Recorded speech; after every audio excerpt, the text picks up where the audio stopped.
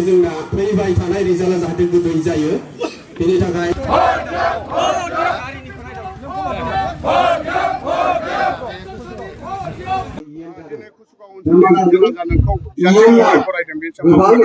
आङो कुसुगाव एमसिएलए समस्तिनि जोंनि इउपिपिएल साफ्रोमबो मावथिफारिया बिथांमोनखौ गोसो गोरबोनिफ्राय धन्यबाद होदों।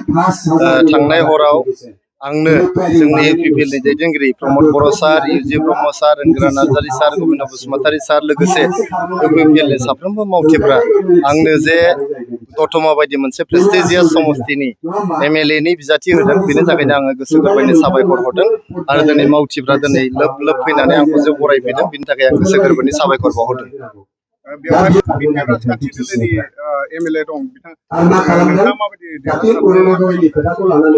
बे ओनसोलावहाय कुसुगाव जे जोंनि एमसिएलए समस्ति बा दतमा एमसिएलए समस्ति बेयो अरिजिनेलि एक्चुअली इउपिपिएलनिनो समस्ति। दा जोंनि माखासे गोरोन्थिनि थाखाय इउपिपिएल हान्जानि जोंनि माखासे गोरोन्थिफोरनि थाखाय जों बे समस्तिफोरखौ देरहानो हायाखै। खिन्थु एबार एमएलए समस्तियाव बयबो जानजि खाफ्राफिनजोब्बाय।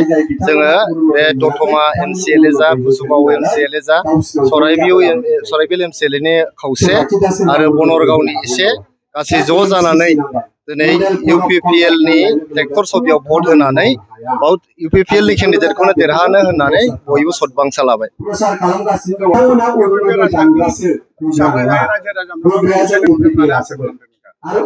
मा होनदों रायजो राजानि अनसायनायखौ नोंथांमोना दिनै नुखाबाय। दिनैहाय गिबि सानावनो दिनै बेबायदि लोब लोब जे आंखौ बरायनो फैदों बयबो गावनि गोसो दुंनानै रावखौबो बाव लिंनाय जायाखै, रावखौबो बेयाव गारि घरा हरनानै थिखोनानै लाबोनाय जायाखै।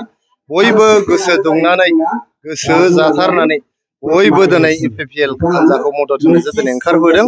बेनो जे फोरमान जे मुलाया देरो बेखौ बिलाइ गांनैयावनो सिनायो। गतिके दिनैनो नोंथांमोना सिनायजेनबाय जे लोब लोब रायजोफ्रा जे ओंखारबोदों, मावथिफ्रा जे ओंखारबोदों, जों जे इउपिपिएल हान्जाया दतमा एमएलए समस्तियाव देरहानो थांगासिनो दं बियो रोखा जाबाय।